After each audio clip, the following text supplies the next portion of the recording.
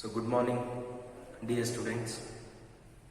So ನಾನು last ಕ್ಲಾಸಲ್ಲಿ ನಿಮಗೆ ಫಸ್ಟ್ PUC ಕ್ಲಾಸಸ್ ಬಗ್ಗೆ ನಾನು ಡಿಸ್ಕಸ್ ಮಾಡಿದ್ದೆ. ಸಿಲೆಬಸ್ ಬಗ್ಗೆನೂ ಡಿಸ್ಕಸ್ ಮಾಡಿದ್ದೆ. ಎಷ್ಟು ಚಾಪ್ಟರ್ ಇದಾವೆ, ಅದರಲ್ಲಿ ಎಷ್ಟು ಫಿಸಿಕಲ್ ಚಾಪ್ಟರ್ಸು, ಎಷ್ಟು ಇನ್ಆರ್ಗ್ಯಾನಿಕ್ ಚಾಪ್ಟರ್ಸು, ಎಷ್ಟು ಆರ್ಗ್ಯಾನಿಕ್ ಚಾಪ್ಟರ್ಸು, ಹಾಗೆ ಒಂದು ಜನರಲ್ ಕಾನ್ಸೆಪ್ಟ್ ಕೂಡ ಇದೆ ಅಂತ ಹೇಳಿದೆ. ಸೊ ನಿಮಗೆ ಫಸ್ಟ್ PUC ಕೆಮಿಸ್ಟ್ರಿನಲ್ಲಿ totally part 1 part 2 textbooks ಇದೆ. ಅದರಲ್ಲಿ 14 ಚಾಪ್ಟರ್ಸ್ ಬರುತ್ತೆ ಅಲ್ವಾ.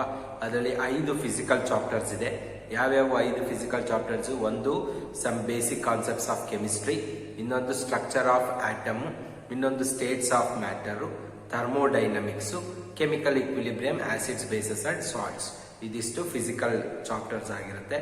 ಅದೇ ರೀತಿ ಇನ್ಆರ್ಗ್ಯಾನಿಕ್ಗೆ ಬಂದಾಗ ನಿಮಗೆ classification of elements and periodic properties ಒಂದು, ಕೆಮಿಕಲ್ ಬಾಂಡಿಂಗ್ ಒಂದು, ಅದು ಬಿಟ್ಟರೆ redox reactions, S block, P block, hydrogen and its compounds. Total 6 inorganic topics, 2 organic, ಒಂದು some basic principles and techniques in the organic chemistry, ಇನ್ನೊಂದು hydrocarbons. ಅದೇ ರೀತಿ ಒಂದು general concept ಇರುತ್ತೆ, ಎನ್ವಿರಾನ್ಮೆಂಟಲ್ ಕೆಮಿಸ್ಟ್ರಿ ಅಂತ ಹೇಳ್ಬಿಟ್ಟು. ಓಕೆನಾ. ಈಗ ನಾನು ಮೊದಲನೇದಾಗಿ the first chapter of chemistry ನಾನು ಸ್ಟಾರ್ಟ್ ಮಾಡಕ್ಕೆ ಹೋಗ್ತಾ ಇದ್ದೀನಿ. That is some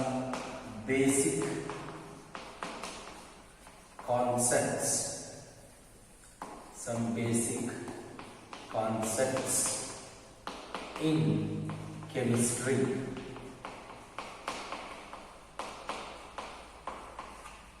This chapter, some basic concepts in chemistry, plays a very important role to learn or to know the basics of the chemistry.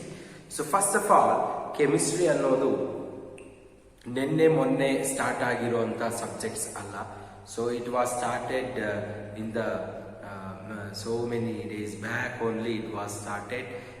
From today ವರೆಗೂ ನೀವು ಬಂದಾಗ ಕೆಮಿಸ್ಟ್ರಿನಲ್ಲಿ ಸಾಕಷ್ಟು evolution ಆಗಿದೆ, ಸಾಕಷ್ಟು ಥಿಂಗ್ಸ್ನ ಡಿಸ್ಕವರ್ ಮಾಡಿದ್ದಾರೆ, ಸಾಕಷ್ಟು ಕಾನ್ಸೆಪ್ಟ್ಸ್ಗಳನ್ನ ಕಂಡುಹಿಡಿದಿದ್ದಾರೆ. ಇದು ನಮ್ಮ ಹ್ಯೂಮನ್ ಬೀಯಿಂಗ್ಸಿನ ನೀಡ್ಫುಲ್ ಥಿಂಗ್ಸ್ ಏನಿದೆ ಅದನ್ನ ಫುಲ್ಫಿಲ್ ಮಾಡೋದ್ರಲ್ಲಿ ತುಂಬಾ ಉತ್ತಮವಾದ ಪಾತ್ರವನ್ನು ಕೂಡ ಇದು ನಿಭಾಯಿಸಿದೆ. ಫಾರ್ ಎಕ್ಸಾಂಪಲ್, ನಾವು ಊಟ ಮಾಡೋ ಊಟದಿಂದ ಹಿಡಿದು ಆಮೇಲೆ ನಾವು ಏನು ಇಲ್ಲಿ ಡ್ರಗ್ಸ್ ಅಥವಾ ಮೆಡಿಸಿನ್ಸ್ಗಳನ್ನ ಬಳಸ್ತಾ ಇದ್ದೀವಿ to cure the diseases, whatever the dyes we are using. Dyes ಅಂದರೆ ಬಣ್ಣಗಳನ್ನ ನಾವೇನು ಯೂಸ್ ಮಾಡ್ತಿದ್ವಿ, ಪಿಗ್ಮೆಂಟ್ಸ್ಗಳನ್ನ ಏನು ಯೂಸ್ ಮಾಡ್ತಾ ಇದ್ದೀವಿ. ಡ್ರಗ್ಸ್, ಟ್ಯಾಬ್ಲೆಟ್ಸ್ ಆಗಲಿ, ಮಾತ್ರೆಗಳನ್ನಾಗಲಿ, ಇಂಜೆಕ್ಷನ್ಸ್ ಆಗಲಿ ಏನು ಯೂಸ್ ಮಾಡ್ತಾ ಇದ್ದೀವಿ to cure the many diseases ಆಗಿರ್ಬೋದು. ಅದೇ ರೀತಿ ಸೋಪ್ಸ್ ಆಗಿರ್ಬೋದು, ಡಿಟರ್ಜೆಂಟ್ಸ್ ಆಗಿರ್ಬೋದು. ಓಕೆನಾ. ಆಸಿಡ್ಸು, ಆಲ್ಕಲಿ, ಬೇಸಸ್ಸು, ಓಕೆನಾ, ಇವೆಲ್ಲ ಕೆಮಿಸ್ಟ್ರಿನಲ್ಲಿ ಬರುವಂಥದ್ದು ಎಲ್ಲ ಕೂಡ ನಮ್ಮ ಹ್ಯೂಮನ್ ಬೀಯಿಂಗ್ಸಿಗೆ ತುಂಬ ನೀಡ್ಫುಲ್ ಥಿಂಗ್ಸ್ ಏನಿದೆ ಅದನ್ನೆಲ್ಲ ಫುಲ್ಫಿಲ್ ಮಾಡೋದ್ರಲ್ಲಿ ಸಾಕಷ್ಟು ಇಂಪಾರ್ಟೆನ್ಸ್ನ ಹೊಂದಿರುವಂಥ ಸಬ್ಜೆಕ್ಟ್ ಇದು. ಈ ಕೆಮಿಸ್ಟ್ರಿ ಬಗ್ಗೆ ನೀವು ಫಸ್ಟ್ PUCನಲ್ಲಿ ಅದರಲ್ಲೂ ಬೇಸಿಕ್ಸ್ನ ಕಲ್ತ್ಕೊಳ್ಳೋದಕ್ಕೆ ಇರುವಂಥ ಏಕೈಕ ಚಾಪ್ಟರ್ ಯಾವುದಮ್ಮ? Some basic concepts in chemistry. ಕೆಮಿಸ್ಟ್ರಿನಲ್ಲಿ ಏನೇನು ಬೇಸಿಕ್ಸ್ ಬರುತ್ತೋ ಅದ್ರ ಬಗ್ಗೆ ಎಲ್ಲ ನಾವಿಲ್ಲಿ ಸ್ಟಡಿ ಮಾಡ್ತಾ ಹೋಗ್ತೀವಿ. ಈ ಚಾಪ್ಟರ್ ಅಲ್ಲಿ ಜನರಲ್ ಆಗಿ ನಿಮಗೆ ಈ ಚಾಪ್ಟರ್ ನಲ್ಲಿ ಬಿಗಿನಿಂಗ್ ಅಲ್ಲಿ ಮ್ಯಾಟರ್ ಬಗ್ಗೆ ಹೋಗ್ತೀವಿ. ಯಾವುದು ಮ್ಯಾಟರ್? ಮ್ಯಾಟರ್ ಅಂದ್ರೆ ಏನು, ಅದ್ರ ಯಾವ ತರ ಇರುತ್ತೆ, ಯಾವ ಫಾರ್ಮ್ಸ್ ಆಫ್ ಮ್ಯಾಟರ್ ಇದೆ, ಹೌದಾ. Physical properties of matter, chemical properties of matter. ಅದ್ರ ಬಗ್ಗೆ ಎಲ್ಲ ನೀವೇನ್ ಮಾಡ್ತಾರೆ, ಇಲ್ಲಿ ಸ್ವಲ್ಪ ಮ್ಯಾಟರ್ ಬಗ್ಗೆ ಓದ್ತೀರಿ. ಅಂಡ್ ಸ್ಟೇಟ್ಸ್ ಆಫ್ ಮ್ಯಾಟರ್ ಬಗ್ಗೆ ಸ್ವಲ್ಪ ಪಾಯಿಂಟ್ಸ್ ಇಂಟ್ರೊಡಕ್ಷನ್ ಅಲ್ಲೇ ಬರುತ್ತೆ ನಿಮಗೆ ಮ್ಯಾಟರ್ ಬಗ್ಗೆ. ಮ್ಯಾಟರ್ ಆದ್ಮೇಲೆ ನಿಮಗೆ ಲಾಸ್ ಆಫ್ ಕೆಮಿಕಲ್ ಕಾಂಬಿನೇಷನ್ ಅಂತ ಬರುತ್ತೆ.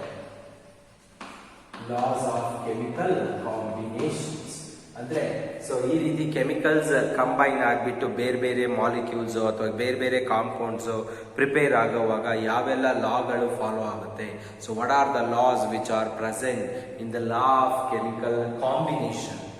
While combining chemicals to form different products, what are the laws which are involved here ಅಂತ ಹೇಳ್ಬಿಟ್ಟು laws of chemical combinations ಅಂತ ಬರುತ್ತೆ. ಆಮೇಲೆ ಆಟಮ್ಸ್ ಬಗ್ಗೆ ಸ್ವಲ್ಪ ಓದ್ತೀರಿ. ಆಟಮ್ಸ್, ಅಟೋಮಿಕ್ ವೇಟ್ಸ್ ಬಗ್ಗೆ ಓದ್ತೀರಿ. atomic weights. Similarly, molecules and molecular weights ಬಗ್ಗೆ ಓದ್ತೀರಿ.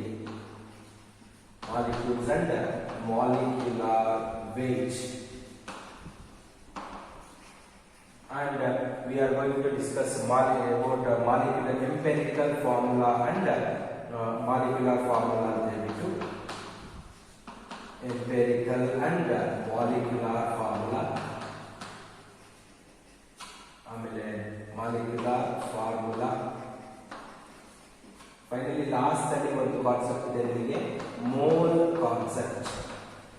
ಮೋಲ್ ಕಾನ್ಸೆಪ್ಟ್ ಇದನ್ನ ನೀವು ಸ್ಟಾಕಿಯೋಮೆಟ್ರಿ ಅಂತ ಕರಿತೀವಿ. ಸ್ಟಾಕಿಯೋಮೆಟ್ರಿ ಅಂತ ಕರಿತೀವಿ. ಸೊ ಈ ಆಟಮ್ಸ್ ಗಳ ಬಗ್ಗೆ ಡಿಸ್ಕಸ್ ಮಾಡೋದಕ್ಕೆ ಒಂದು ಬೆಸ್ಟ್ ಥಿಯರಿ ಕೂಡ ಇದೆ, called Dalton's atomic theory. Dalton's atomic theory ಅಂತ ಬರುತ್ತೆ. ಓಕೆನಾ? So these are the various points we are going to study in this chapter. ಓಕೆನಾ?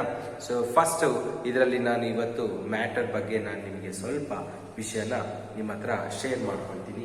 So matter, what is matter? Matter ಏನಪ್ಪ? ಮ್ಯಾಟರ್ ಅಂದ್ರೆ ಏನು? ಸೊ ಮ್ಯಾಟರ್ ಈಸ್, ನಿಮಗೆ ಗೊತ್ತಿದೆ, matter is anything, ಏನಾದ್ರೂ ಆಗಿರ್ಬೋದು, ಇದೇ ಆಗಿರ್ಬೇಕು ಮ್ಯಾಟರ್ಗೆ ಅಂತ ಏನಿಲ್ಲ.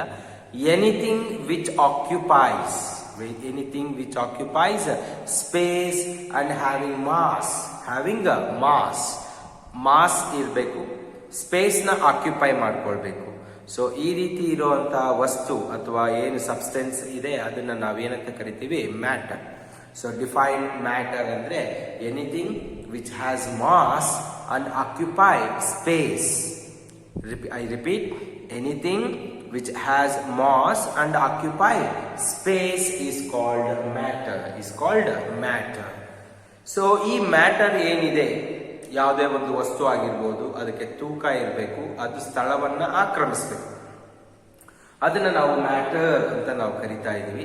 ಈ ಮ್ಯಾಟರ್ ನಮಗೆ ನಮ್ಮ ನೇಚರ್, ನಮ್ಮ ಅಟ್ಮಾಸ್ಫಿಯರ್ ನಲ್ಲಿ ನಮಗೆ 3 ತರಹ ಸಿಗುತ್ತೆ. ಇದು matter can exist in 3 different physical forms. ಓಕೆನಾ? ಸೊ ಒಂದು ಸಾಲಿಡ್ ಸ್ಟೇಟ್ ಅಲ್ಲಿ, ಯಾವ್ಯಾವುದು? ಸಾಲಿಡ್ಸ್ ಅಲ್ಲಿ ಸಾಲಿಡ್ ಆಗಿ ಸಿಗುತ್ತೆ. ಇನ್ನೊಂದು ಲಿಕ್ವಿಡ್ ಆಗಿ ಸಿಗುತ್ತೆ. ಇನ್ನೊಂದು ಗೇಷಿಯಸ್ ಫಾರ್ಮ್ ಅಲ್ಲಿ ಸಿಗುತ್ತೆ, gas. Solid, liquid, gas. So these are the 3 different forms of matter where you can observe matter in 3 different forms, and those are solids, liquids and gases. Solids andre ಏನು ಇವಾಗ? What do you mean by a solid? Solid means ಇಲ್ಲಿ ಈಗ ನೀವು ಯಾವುದೇ ಒಂದು matter ತಗೊಳ್ಳಿ, ನಾನು ಅವಾಗಲೇ ಹೇಳಿದೆ which has mass and occupy space ಅಂತ ಹೇಳ್ಬಿಟ್ಟು, ಆ ಮಾಸ್ ಅಥವಾ ಸ್ಪೇಸ್ ನ ಏನು ಆಕ್ಯುಪೈ ಮಾಡ್ಕೊಂಡಿದೆ ಅದರೊಳಗಡೆ ಏನಿದೆ, what is present inside the matter. ಮ್ಯಾಟರಿನ ಒಳಗಡೆ ಏನಿರುತ್ತೆ? So matter contains particles. So ಮ್ಯಾಟರಿನ ಒಳಗಡೆ ಏನಿದೆ ಅಮ್ಮ? ಪಾರ್ಟಿಕಲ್ಸ್ ಇದೆ. ಈ ಪಾರ್ಟಿಕಲ್ಸ್ ಕೆಲವೊಂದು ಸಬ್ಸ್ಟೆನ್ಸ್ ಅಲ್ಲಿ ಆಟಮ್ಸ್ ಆಗಿರ್ಬೋದು, ಕೆಲವೊಂದು ಸಬ್ಸ್ಟೆನ್ಸ್ ಅಲ್ಲಿ ಇವು ಮಾಲಿಕ್ಯೂಲ್ಸ್ ಆಗಿರ್ಬೋದು, ಇನ್ನು ಕೆಲವೊಂದು ಸಬ್ಸ್ಟೆನ್ಸಸ್ ಅಲ್ಲಿ ಇವು ಅಯಾನ್ಸ್ ಆಗಿರ್ಬೋದು. So this matter may be an atom, particles may be an atom or ion or molecule. ಅರ್ಥ ಆಗ್ತಾ ಇದೆ ನಾನು ಹೇಳ್ತಾ ಇರೋದು? ಸೊ ಮ್ಯಾಟರ್ ಅಂದ್ರೆ ನಾನು ನಿಮಗೆ ಹೇಳಿದೆ, anything which occupy space having certain mass. So that is what we called as a matter. ಆ ಮ್ಯಾಟರ್ ಒಳಗಡೆ ಏನಿರುತ್ತೆ? ಪಾರ್ಟಿಕಲ್ಸ್ ಇರ್ತವೆ. ಆ ಪಾರ್ಟಿಕಲ್ಸ್ ಅಂದ್ರೆ ಏನು? ಮೆಂಬರ್ಸ್, ಫ್ಯಾಮಿಲಿ ಮೆಂಬರ್ಸ್ ಇದೆ. ಆ ಮ್ಯಾಟರ್ ನಲ್ಲಿ ಇರುವಂತಹ ಪಾರ್ಟಿಕಲ್ಸ್ ಯಾವ್ಯಾವ ಆಗಿರ್ಬೋದು? ಐದರ್ ಅದು ಆಟಮ್ಸ್ ಆಗಿರ್ಬೋದು, ನೀವು ಯಾವ್ದಾದ್ರು ಒಂದು ಎಲಿಮೆಂಟ್ಸ್ ತಗೊಂಡ್ರೆ ಸೊ ಅದು ಮ್ಯಾಟರ್ ಅಂತ ಕನ್ಸಿಡರ್ ಮಾಡಿದಾಗ ಅದ್ರೊಳಗಡೆ ಏನಿರ್ತವೆ? ಆಟಮ್ಸ್ ಇರ್ತವೆ. ಐದರ್ ಮಾಲಿಕ್ಯೂಲ್ಸ್ ಆಗಿರ್ಬೋದು, ಕಾಂಪೌಂಡ್ಸ್ ತಗೊಂಡಾಗ ಜನರಲಿ ಅದರೊಳಗೆ ಇರತಕ್ಕಂಥ ಪಾರ್ಟಿಕಲ್ಸ್ ಯಾವ ಇರ್ತವೆ? ಮಾಲಿಕ್ಯೂಲ್ಸ್. ಎಲಿಮೆಂಟ್ಸ್ ಅಲ್ಲಿ ಆಟಮ್ಸ್ ಇರುತ್ತೆ, ಕಾಂಪೌಂಡ್ಸ್ ಅಲ್ಲಿ ಮಾಲಿಕ್ಯೂಲ್ಸ್ ಇರುತ್ತೆ. ಅದರಲ್ಲೂ ನೀವು ಅಯಾನಿಕ್ ಕಾಂಪೌಂಡ್ ಅಂತ ತಗೊಂಡಾಗ ಪಾಸಿಟಿವ್ ನೆಗೆಟಿವ್ ಅಯಾನ್ಸ್ ಏನಾಗಿರುತ್ತೆ? ಇರುತ್ತೆ. ಅರ್ಥ ಆಗ್ತಿದ್ಯಾ? So matter contains particles. and these particles may be an atom or molecule or ion. So particle either atom ಆಗಿರ್ಬೋದು ಅಥವಾ ಮಾಲಿಕ್ಯೂಲ್ ಆಗಿರ್ಬೋದು ಅಥವಾ ಅಯಾನ್ ಆಗಿರ್ಬೋದು.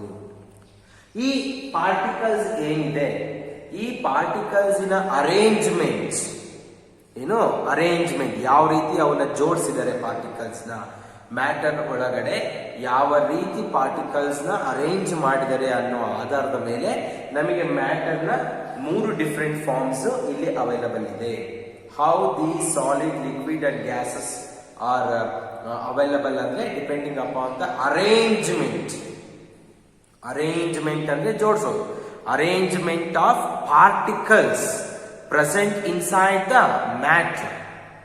Depending upon the arrangement of particles present inside the matter, so this matter is classified into or exists in nature in the 3 different forms: solids, liquids and gases. ನೀವು solid ತಗೊಂಡಾಗ ಇದರಲ್ಲಿ ಇರೋ ಎಲ್ಲಾ particles ಕೂಡ ಏನಾಗಿರುತ್ತೆ, close ಆಗಿ arrange ಆಗಿರುತ್ತೆ, ಜಾಗ ಎಲ್ಲೂ ಇರೋದಿಲ್ಲ. ಅರ್ಥ ಆಗ್ತಿದ್ಯಾ? ಸಾಲಿಡ್ಸ್ ಒಳಗಡೆ all the particles are closely arrange. So all the particles R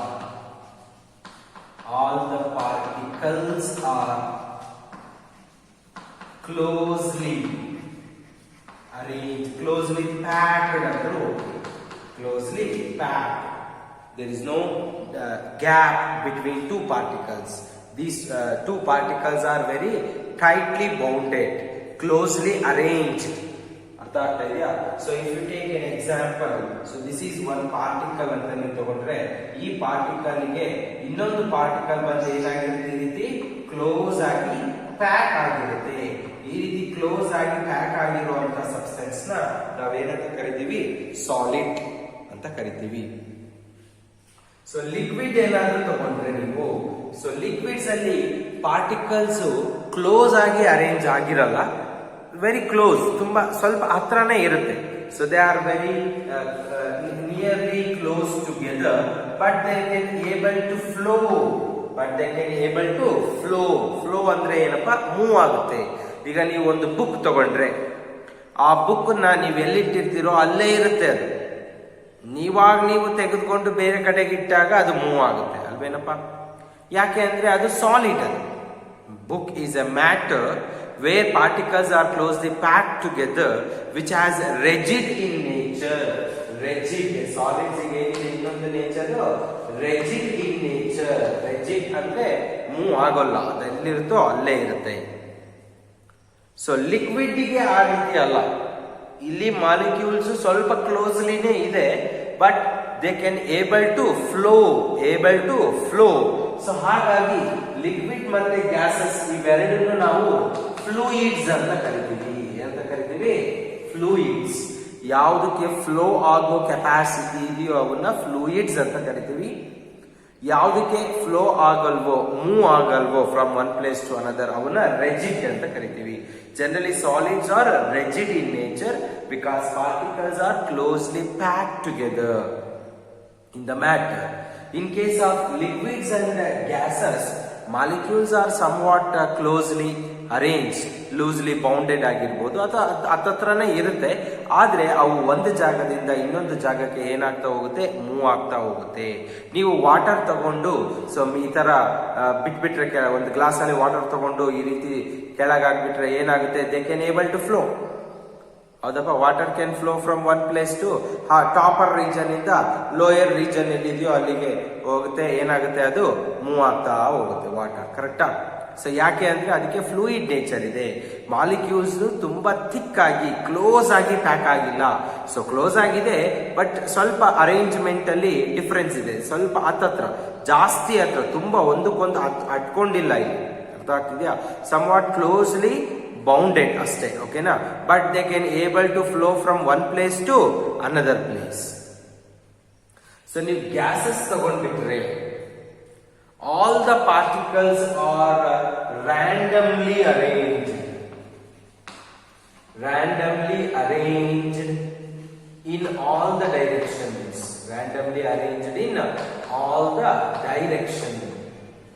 ಏನಿದು randomly arranged in all the direction ಅಂದ್ರೆ ಏನಪ್ಪಾ? ಸೊ ಅಲ್ಲೊಂದು ಮಾಲಿಕ್ಯೂಲ್ಸ್ ಇರುತ್ತೆ. ಅವಕ್ಕೆ ಇದರದೇ ಆಗಿರ್ತಕ್ಕಂಥ ನಿರ್ದಿಷ್ಟವಾಗಿ ಏನು ಇರೋದೇ ಇಲ್ಲ. ಸೊ ಅದು ಎಲ್ಲಿಂದ ಯಾವ ಕಡೆಗೆ ಪ್ರೆಷರ್ ಬರುತ್ತೋ ಆ ಕಡೆಗೆ ಹೋಗ್ತಾ ಇರುತ್ತೆ, ಸುಮ್ಮನೆ ನಲ್ಲಿಫೈ ಮಾಡ್ಕೊಳಕ್ಕೆ. ಅರ್ಥ ಆಗ್ತಿದ್ಯಾ? ಸೊ ಈ ರೀತಿ ಪಾರ್ಟಿಕಲ್ಸ್ ಇನ ಅರೇಂಜ್ಮೆಂಟ್, ಇಲ್ಲಿ ಗ್ಯಾಸಸ್ ಮಾಲಿಕ್ಯೂಲ್ ತಗೊಂಡಾಗ ಇಲ್ಲೆಲ್ಲೋ ಒಂದಿದ್ರೆ, ಇನ್ನೊಂದೆಲ್ಲೋ ಇಲ್ಲಿರುತ್ತೆ, ಇನ್ನೊಂದೆಲ್ಲೋ ಇಲ್ಲಿರುತ್ತೆ. ಸೊ ಈ ರೀತಿ ಮಾಲಿಕ್ಯೂಲ್ಸ್ ಏನಾಗಿದ್ದಾವೆ, loosely bounded, randomly arranged in all the directions. So ಈ ಪಾರ್ಟಿಕಲ್ಸ್ ಇನ ಅರೇಂಜ್ಮೆಂಟ್ ನ ನೀವು ನೋಡೋದಾದ್ರೆ, ಇಲ್ಲಿ ಕ್ಲೋಸ್ಲಿ ಪ್ಯಾಕ್ಡ್, ಸಾಲಿಡ್ಸ್ ಅಲ್ಲಿ ಕ್ಲೋಸ್ಲಿ ಪ್ಯಾಕ್ಡ್, ಲಿಕ್ವಿಡ್ಸ್ ಅಲ್ಲಿ ಬಂದಾಗ ದೇ ಆರ್ ಕ್ಲೋಸ್, ಸ್ವಲ್ಪ ಹತ್ರ ಇದೆ, ಇಲ್ಲ ಅಂತ ಹೇಳೋದು, ಆದ್ರೆ ತುಂಬಾ ಹತ್ಕೊಂಡಿಲ್ಲ, ಕ್ಲೋಸ್ ಆಗಿ ಪ್ಯಾಕ್ ಆಗಿಲ್ಲ, ಹತ್ರ ಇದೆ ಅಷ್ಟೇ. But they can able to flow. ಗ್ಯಾಸಸ್ಗೆ ಬಂದಾಗ there is no proper arrangement here.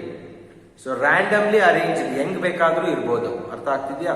So ಈ ಅರೇಂಜ್ಮೆಂಟ್ಸ್ ಗಳನ್ನ ನೀವು ನೋಡೋದಾದ್ರೆ, ಸಾಲಿಡ್ಸ್ ಗೆ ಬಂದಾಗ these solids are having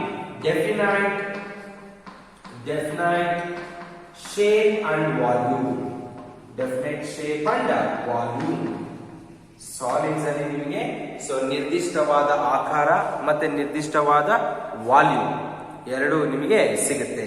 solids have definite shape and volume. Definite shape and volume. Liquids has definite volume. Definite volume but there is no definite shape. So liquids ಅಲ್ಲಿ ನಿಮಗೆ definite volume ಇದೆ, ಇಸ್ಟ್ ml, ಇಸ್ಟ್ litre, ಈ ರೀತಿ ನಿರ್ದಿಷ್ಟವಾದ volume ಇದೆ ಇಲ್ಲಿ. ಆದ್ರೆ ಇದಕ್ಕೆ ಶೇಪ್ ಇಲ್ಲ. ನೀವು ಗ್ಲಾಸ್ಗೆ ಹಾಕಿದಾಗ ಗ್ಲಾಸ್ ಶೇಪ್ ಪಡ್ಕೊಳ್ಳುತ್ತೆ, ವಾಟರ್ ಗ್ಲಾಸ್ಗೆ. ಬಾಟಲ್ಸ್ಗೆ ಹಾಕಿದಾಗ ಬಾಟಲ್ ಶೇಪ್ ನಲ್ಲಿ ಬರುತ್ತೆ. ಪ್ಲೇಟ್ಸ್ ಅಲ್ಲಿ ಹಾಕಿದಾಗ ಪ್ಲೇಟ್ ಶೇಪಿಗೆ ಬರುತ್ತೆ. ಸೊ ಅಂದ್ರೆ ನೀವು ಯಾವ ಕಂಟೈನರ್ ಯೂಸ್ ಮಾಡಿರ್ತೀರೋ ಆ ಕಂಟೈನರ್ ನ ಶೇಪ್ ಏನಾಗುತ್ತೆ ಇಲ್ಲಿ ಬರುತ್ತೆ. There is no definite shape for liquids but there is a definite volume here. Gases ತಗೊಂಡಾಗ ಸೊ ಇಲ್ಲಿ ನಿಮಗೆ there is no definite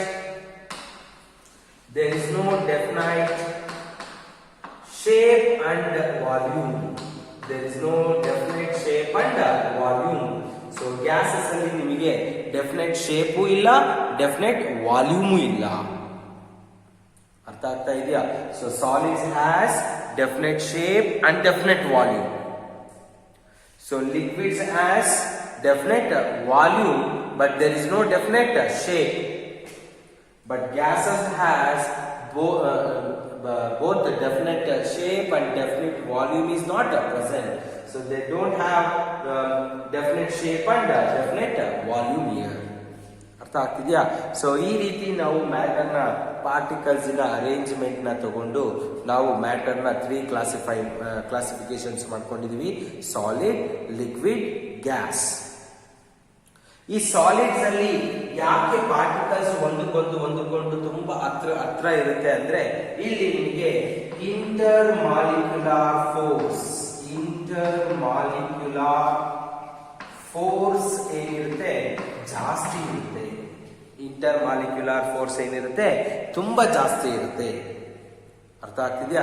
thermal energy gases ತಗೊಂಡಾಗ ಇಲ್ಲಿ ಮಾಲಿಕ್ಯೂಲ್ಸ್ ಯಾಕೆ ರ್ಯಾಂಡಮ್ ಆಗಿ ಅರೇಂಜ್ಮೆಂಟ್ ಆಗಿದೆ ಅಂದ್ರೆ, ಇಲ್ಲಿ ಥರ್ಮಲ್ ಎನರ್ಜಿ ಜಾಸ್ತಿ ಇರುತ್ತೆ. ಏನಿರುತ್ತೆ? Thermal energy means heat. ಓಕೆನಾ? ತುಂಬಾ ಕಡಿಮೆ ಟೆಂಪರೇಚರ್ ಅಲ್ಲಿ ಅವು ಗ್ಯಾಸಸ್ಗೆ ಕನ್ವರ್ಟ್ ಆಗ್ಬಿಟ್ಟಿರ್ತವೆ. Thermal energy is very very high. Due to very high thermal energy, heat ಅಂದ್ರೆ ಕೈನೆಟಿಕ್ ಎನರ್ಜೀಸ್ ಏನಿರುತ್ತೆ ಇದಕ್ಕೆ ತುಂಬಾ ಜಾಸ್ತಿ ಇರುತ್ತೆ. ಸೊ ಕೈನೆಟಿಕ್ ಎನರ್ಜೀಸ್ ಜಾಸ್ತಿ ಬರೋದ್ರಿಂದ they can able to move in any direction. ಅರ್ಥ ಆಗ್ತಿದ್ಯಾ? Are you following?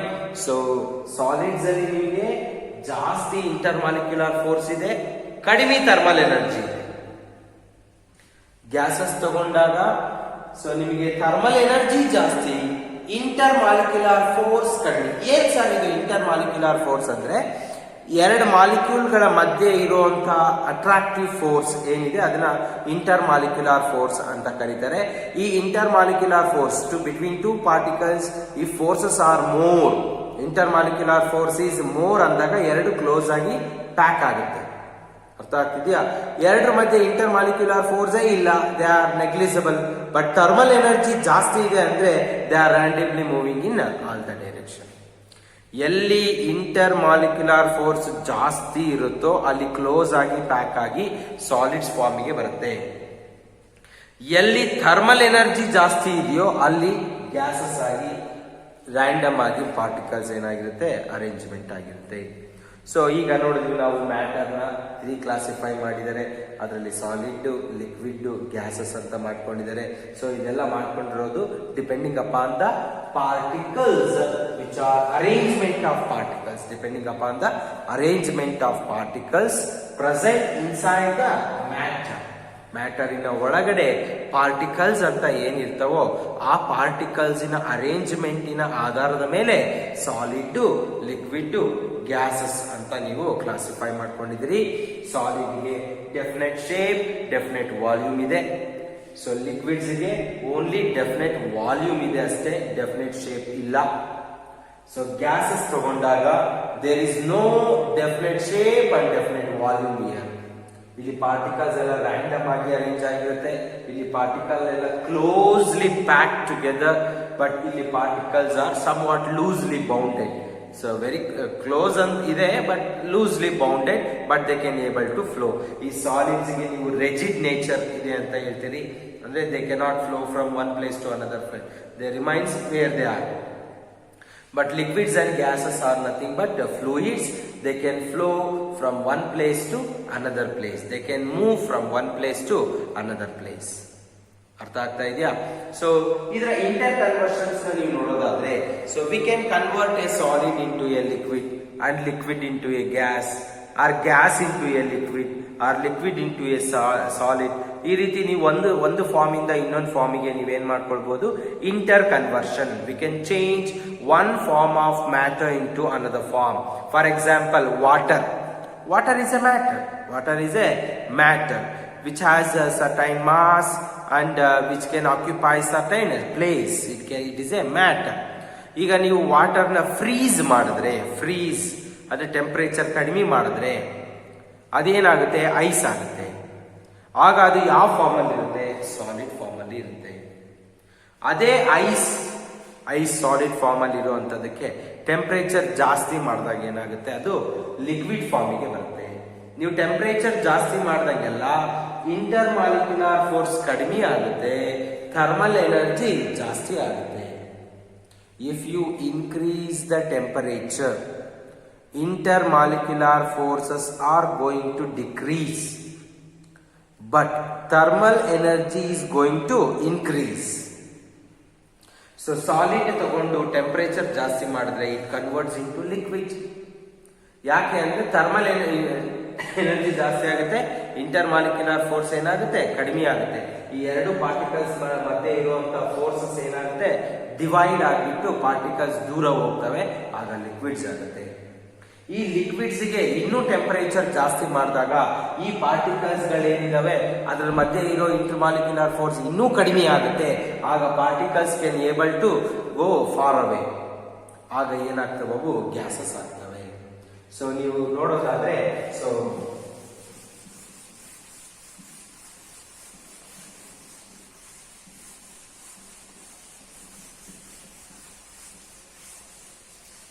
ಸಾಲಿಡ್ ತಗೊಂಡಾಗ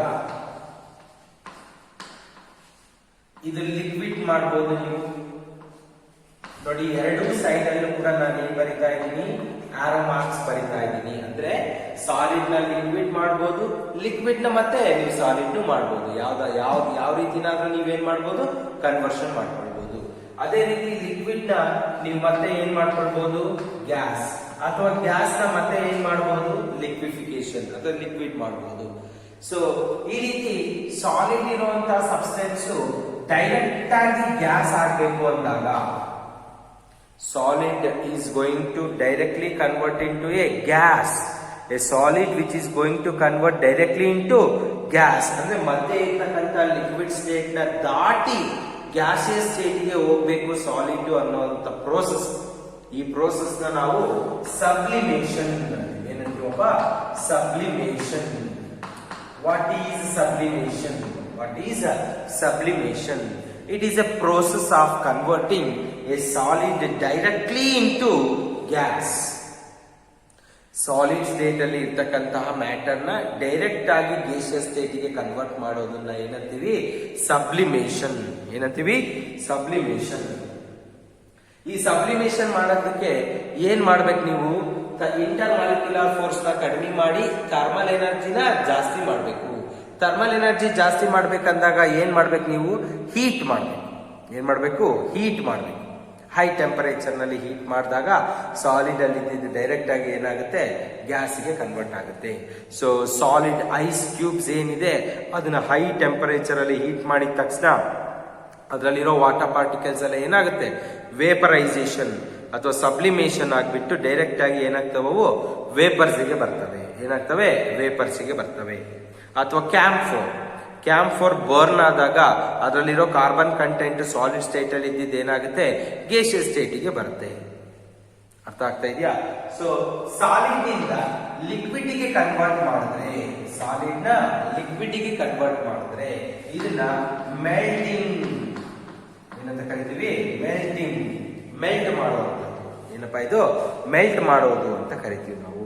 ಸೊ ಲಿಕ್ವಿಡ್ಸ್ ನ ಗ್ಯಾಸಸ್ ಗೆ ಕನ್ವರ್ಟ್ ಮಾಡಿದ್ರೆ ನೀವು ವೇಪರೈಸೇಷನ್ ಏನಂತೀರಾ? ವೇಪರೈಸೇಷನ್. ಅಥವಾ you can also call it as boiling. ಏನಂತ ಕರಿತೀರಾ? ಬಾಯ್ಲಿಂಗ್ ಅಂತ ಕರಿತೀರಾ. ಯಾವುದೇ ಒಂದು ಲಿಕ್ವಿಡ್ ನ ಹೀಟ್ ಮಾಡಿದಾಗ ಏನಾಗುತ್ತೆ? ಅದು ಬಾಯ್ಲ್ ಆಗಿ ವೇಪರ್ ಸ್ಟೇಟಿಗೆ ಬರುತ್ತೆ. ಅದನ್ನ ವೇಪರೈಸೇಷನ್ ಅಥವಾ ಬಾಯ್ಲಿಂಗ್ ಅಂತ ನೀವು ಕರಿತೀರಾ. ಅರ್ಥ ಆಗ್ತಿದ್ಯಾ? ಸೊ ಈ ಗ್ಯಾಸ್ ಇಂದ ನೀವು ಲಿಕ್ವಿಡ್ ಬಂದಾಗ, ಗ್ಯಾಸಸ್ ಇಂದ ಲಿಕ್ವಿಡ್ ಬರ್ಬೇಕಂದ್ರೆ ಟೆಂಪರೇಚರ್ ನ ಏನ್ ಮಾಡ್ಬೇಕು? ಕಡಿಮೆ ಮಾಡ್ಬೇಕು. ಲಿಕ್ವಿಡ್ಸ್ ನ ಮತ್ತೆ ಸಾಲಿಡ್ಸ್ ಮಾಡ್ಬೇಕಂದ್ರೆ ಎಗೇನ್ ಟೆಂಪರೇಚರ್ ನ ಏನ್ ಮಾಡ್ಬೇಕು? ಕಡಿಮೆ ಮಾಡ್ಬೇಕು. ಇಲ್ಲ ಪ್ರೆಷರ್ ನ ಜಾಸ್ತಿ ಮಾಡ್ಬೇಕು. ಅದನ್ನೆಲ್ಲ ಆಮೇಲೆ ಬರುತ್ತೆ, ನೆಕ್ಸ್ಟ್ ನಿಮ್ಗೆ ಹೇಳ್ತಾರ ಅದನ್ನೆಲ್ಲ. ಸೊ ಗ್ಯಾಸಸ್ ನ ಲಿಕ್ವಿಡ್ ಮಾಡ್ಬೇಕಂದಾಗ ನೀವೇನಂತ ಕರಿತೀರಾ? ಲಿಕ್ವಿಫಿಕೇಶನ್. ಏನಂತೀರಾ? ಲಿಕ್ವಿಫಿಕೇಶನ್. So conversion of gas into liquid is called liquefaction. So liquid ಇಂದ ಸಾಲಿಡ್ ಮಾಡಿದ್ರೆ ಇದನ್ನ ಫ್ರೀಸಿಂಗ್ ಅಂತ ಕರಿತೀರಾ. ಏನಂತೀರಾ? ಫ್ರೀಸಿಂಗ್ ಅಂತ ಕರಿತೀರಾ. ಅಥವಾ ಕ್ರಿಸ್ಟಲೈಸೇಷನ್. ಏನಂತೀರಾ? ಕ್ರಿಸ್ಟಲೈಸೇಷನ್ ಅಥವಾ freezing. So the process of converting solid directly into gas is called sublimation. The process of converting solid into liquid is called melting. The process of converting liquid into gas is called vaporization or boiling. The process of converting gas into liquid is called liquefaction. The process of converting liquid into solid is called freezing or crystallization. Freezing or crystallization. So these are the various possible ways to convert one phase or one state of matter into another state. So matter na ಒಂದು state ಇಂದ ಇನ್ನೊಂದು state ಗೆ convert ಮಾಡೋದಕ್ಕೆ ಇಷ್ಟೆಲ್ಲ process ಇದೆ. Solid ಇಂದ direct ಆಗಿ gas ಗೆ ಬಂದ್ರೆ ಸಬ್ಲಿಮೇಷನ್, ಸಾಲಿಡ್ ಇಂದ ಲಿಕ್ವಿಡ್ ಬಂದ್ರೆ ಮೆಲ್ಟಿಂಗ್, ಸೊ ಲಿಕ್ವಿಡ್ ಇಂದ ಗ್ಯಾಸ್ ಬಂದ್ರೆ ವೇಪರೈಸಿಂಗ್ ಅಥವಾ ಬಾಯ್ಲಿಂಗ್, ಸೊ ಗ್ಯಾಸ್ ಇಂದ ಲಿಕ್ವಿಡ್ ಬಂದ್ರೆ ಲಿಕ್ವಿಫಿಕೇಶನ್, ಸೊ ಲಿಕ್ವಿಡ್ ಇಂದ ಗ್ಯಾಸ್ ಬಂದ್ರೆ ಫ್ರೀಸಿಂಗ್ ಅಥವಾ ಕ್ರಿಸ್ಟಲೈಸೇಷನ್. ಅರ್ಥ ಆಗ್ತಾ ಇದೆಯಾ everyone? Are you following? So ಇದು ಮ್ಯಾಟರಿನ ಇಂಟರ್ ಕನ್ವರ್ಷನ್ ಪ್ರೋಸೆಸ್ಗಳ ಬಗ್ಗೆ ಡಿಸ್ಕಷನ್ ಅಪ್ಪ. ಅರ್ಥ ಆಗ್ತಾ ಇದೆಯಾ? ನೆಕ್ಸ್ಟ್ ಕ್ಲಾಸಿಫಿಕೇಶನ್ ಆಫ್ ಮ್ಯಾಟರ್ ತಗೊಂಡ್ರೆ ನೀವು ಕ್ಲಾಸಿಫಿಕೇಶನ್ ಆಫ್ ಮ್ಯಾಟರ್ ಇಲ್ಲಿವರೆಗೂ ನಾವು ಕ್ಲಾಸಿಫಿಕೇಶನ್ ಓದಿದ್ದು, ಆದ್ರೆ ಇವು based on the arrangement of ನೀವು based on the arrangement of particles, matter can exist in nature in three different forms: solids, liquids and gases. ಇದನ್ ಬಿಟ್ಟು ಮ್ಯಾಟರ್ ನ ಕ್ಲಾಸಿಫಿಕೇಶನ್ ನೀವು ನೋಡೋದಾದ್ರೆ, matter is classified into two different categories. One is pure substance. Into pure substance.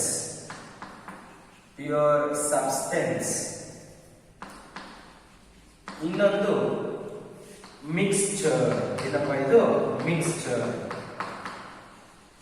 Matter can classified into two different types. ಒಂದು pure substance, ಇನ್ನೊಂದು mixture. ಈ pure substance ಅಂದ್ರೆ ಏನು?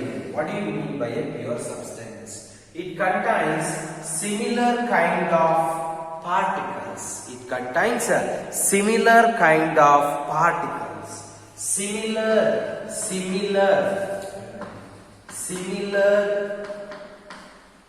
ಅಥವಾ ಸೇಮ್ ಎರಡು ಬರುತ್ತೆ. ಸಿಮಿಲರ್ ಅಂದ್ರೆ ಸೇಮ್ ಕೈಂಡ್ ಆಫ್ ಪಾರ್ಟಿಕಲ್ಸ್. ನೀವು ಐರನ್ ಪೀಸ್ ನ ನೀವು ತಗೊಂಡಾಗ, ಓಕೆ, ಅಥವಾ ಐರನ್ ಕ್ರಿಸ್ಟಲ್ ನ ನೀವು ತಗೊಂಡಾಗ ಆ ಪಾರ್ಟಿಕಲ್, ಆ ಮ್ಯಾಟರ್ ಏನಿದೆ, ಐರನ್ ಕ್ರಿಸ್ಟಲ್ ಮ್ಯಾಟರ್ ಏನಿದೆ, ಅದ್ರೊಳಗಡೆ ಏನಿರುತ್ತೆ? ಐರನ್ ಆಟಮ್ಸ್ ಇರುತ್ತೆ. ಏನಿರುತ್ತೆ? Iron atoms. All the crystal containing only iron atoms. ಆ ರೀತಿ ಒಂದೇ ತರಹ ಎಲಿಮೆಂಟು ಅಥವಾ ಒಂದೇ ತರಹ ಮಾಲಿಕ್ಯೂಲು ಇರೋಂತ ಸಬ್ಸ್ಟೆನ್ಸ್ ನ ನಾವೇನಂತೀವಿ? Pure. The name itself says that ಬೇರೆ ಯಾರು ಇಲ್ಲ, ಇಲ್ಲಿ ಇರೋರೆಲ್ಲ ಒಂದೇ ತರದವ್ರೆ. ಅರ್ಥ ಆಗ್ತಿದ್ಯಾ? So all are one kind of particles. They are nothing but pure substance. ಈ ಪ್ಯೂರ್ ಸಬ್ಸ್ಟೆನ್ಸ್ ನ ಮತ್ತೆ ನೀವು ಎರಡು ತರ ಕ್ಲಾಸಿಫೈ ಮಾಡ್ತೀರಾ. Either it may be elements, atomic states. ಅದರಲ್ಲಿ ಇರ್ತಕ್ಕಂಥ ಪಾರ್ಟಿಕಲ್ಸ್ ಏನಾದ್ರು ಆಟಮ್ಸ್ ಆಗಿದ್ರೆ ಅದನ್ನ ನೀವು ಎಲಿಮೆಂಟ್ಸ್ ಅಂತ ಕರಿತೀರಾ. ಅದರಲ್ಲಿ ಇರ್ತಕ್ಕಂಥ ಪಾರ್ಟಿಕಲ್ಸ್ ಏನಾದ್ರು ಮಾಲಿಕ್ಯೂಲ್ಸ್ ಆಗಿದ್ರೆ ನೀವೇನಂತ ಕರಿತೀರಾ? ಕಾಂಪೌಂಡ್ಸ್. ಎಲಿಮೆಂಟ್ಸ್ ಆರ್ ಕಾಂಪೌಂಡ್ಸ್ ಅಂತ ಕರಿತೀರಾ. So matter is classified into two types, pure and mixture. Pure substance containing similar kind of particles. It may be an element if the particles are atoms. It may be an compounds if the particles are molecules. Next, mixture ತಗೊಂಡಾಗ, mixture ಅಂದಾಗ it contains two or more different particles. Two or more different particles. Sugar and salt. Sugar and salt ಜೊತೆಗೆ ಇರುವಂತದ್ದು. ಇಲ್ಲಿ sugar ಒಂದು, salt ಒಂದು, ಎರಡು mix ಆಗಿದೆ. Two or more different particles ಜೊತೆಗಿದ್ದಾಗ ಅದನ್ನ ಏನಂತ ಕರಿತೀವಿ? ನಾವು ಮಿಕ್ಸ್ಚರ್ ಅಂತ ಕರಿತೀವಿ. ಈ ಮಿಕ್ಸ್ಚರ್ಸ್ ನ ಎರಡು ರೀತಿ ಕ್ಲಾಸಿಫೈ ಮಾಡಿದರೆ, ಒಂದು ಹೋಮೋಜೀನಿಯಸ್ ಮಿಕ್ಸ್ಚರ್, ಇನ್ನೊಂದು heterogeneous mixture. Homogeneous mixture and heterogeneous mixture. So matter is classified into two types, pure substance and mixture. Pure substance is again classified into elements and compounds. Mixture containing two or more different particles, which are again classified into homogeneous and heterogeneous. So what do you mean by homogeneous mixture? Example, very important point.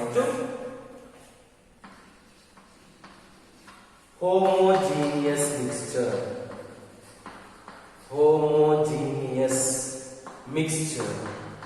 Homogeneous mixture is nothing but particles are uniformly distributed.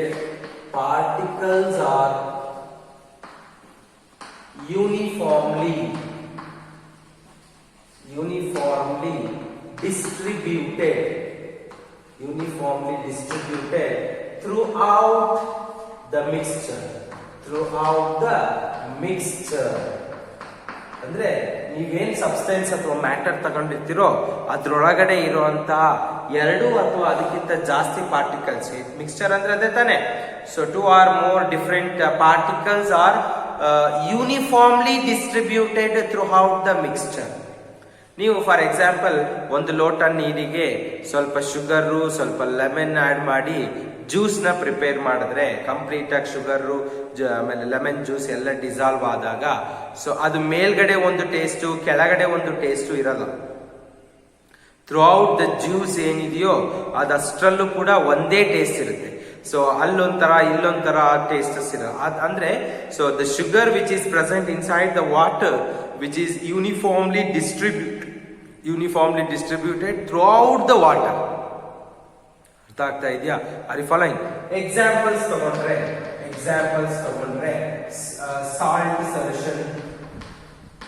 Salt solution ಅಥವಾ sugar solution, ಆಮೇಲೆ air oxygen, ಇಲ್ಲಿ ಜಾಸ್ತಿ ಅಲ್ಲಿ ಕಡಿಮೆ ಅಂತೆಲ್ಲ ಏನಿಲ್ಲಪ್ಪ, air. So that is also a homogeneous mixture. ಅದರಲ್ಲಿ oxygen ಇದೆ, ನೈಟ್ರೋಜನ್ ಇದೆ, ಸೊ ಇನರ್ಟ್ ಗ್ಯಾಸಸ್ ಇದೆ, ಹೈಡ್ರೋಜನ್ ಗ್ಯಾಸ್ ಇದೆ. So many gases are present in the air, but all the gases can intermix with one another, forming a homogeneous mixture. Heterogeneous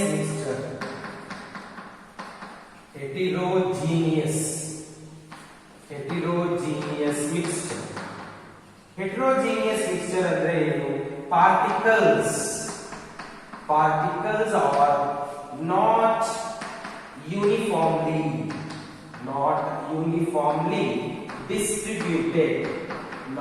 uniformly distributed throughout the substance. Particles are not uniformly distributed throughout the mixture, throughout the substance. ಈ matter particles ಏನ್ ತಗೊಂಡಿರ್ತೀರ, 2 ಅಥವಾ ಅದಕ್ಕಿಂತ ಜಾಸ್ತಿ, ಅವು ಎಲ್ಲಾ ಕಡೆ ಒಂದೇ ರೀತಿ ಡಿಸ್ಟ್ರಿಬ್ಯೂಟ್ ಆಗಿರಲ್ಲ. ಒಂದತ್ರ ಜಾಸ್ತಿ, ಒಂದತ್ರ ಕಡಿಮೆ, ಆ ರೀತಿ ಡಿಸ್ಟ್ರಿಬ್ಯೂಟ್ ಆಗಿರುತ್ತೆ. Not uniformly distributed throughout the mixture. Example ಬಂದ್ಬಿಟ್ಟು ಇಲ್ಲಿ water and oil. They will not mix with each other. ಹೌದಾ? So similarly pulses and grains, they neither mix with each other. ಅರ್ಥ ಆಗ್ತಾ ಇದೆಯಾ? So these are heterogeneous mixture. What are homogeneous mixture? Give example. What are heterogeneous mixture? Give example. 2 marks ಗೆ questions ಬರುತ್ತೆ, ಇದು ನೋಡ್ಕೊಳ್ಳಿ. Homogeneous mixture ಅಂದ್ರೆ particles are uniformly distributed throughout the substance or throughout the matter or throughout the mixture. What are heterogeneous mixture ಅಂದ್ರೆ particles which are not uniformly distributed throughout the mixture. ಓಕೆನಾ? ಸರ್ examples ಇದೆ, ನೋಡ್ಕೊಳ್ಳಿ. So ಇವತ್ತಿನ ಕ್ಲಾಸಲ್ಲಿ ನಾನು ಮ್ಯಾಟರ್ನ based on the arrangement of particles ಯಾವ ರೀತಿ ಕ್ಲಾಸಿಫೈ ಮಾಡಿದರೆ, ಅದಾದ್ಮೇಲೆ ಮ್ಯಾಟರ್ನ ಇನ್ನೊಂದು ತರ classification, that is pure substance and mixtures. ಆ ಮಿಕ್ಸ್ಚರ್ ಅಲ್ಲಿ ಹೋಮೋಜಿನಿಯಸ್ ಅಂಡ್ ಹೆಟ್ರೋಜಿನಿಯಸ್ ಮಿಕ್ಸ್ಚರ್ ಬಗ್ಗೆ ಮಾತಾಡಿದೀನಿ. ಓಕೆನಾ? ಸೊ ನೆಕ್ಸ್ಟ್ ಕ್ಲಾಸ್ ಅಲ್ಲಿ ಮತ್ತೆ ಕಂಟಿನ್ಯೂ ಮಾಡ್ತೀನಿ. ಸೊ ಕ್ಲಾಸಸ್ ನೋಡಿ ಅರ್ಥ ಮಾಡ್ಕೊಳ್ಳಿ, ನೋಟ್ಸ್ ಬರ್ಕೊಳ್ಳಿ. If you have any doubts you can call me. ಓಕೆನಾ? So thank you dear students. I will meet you in the next class.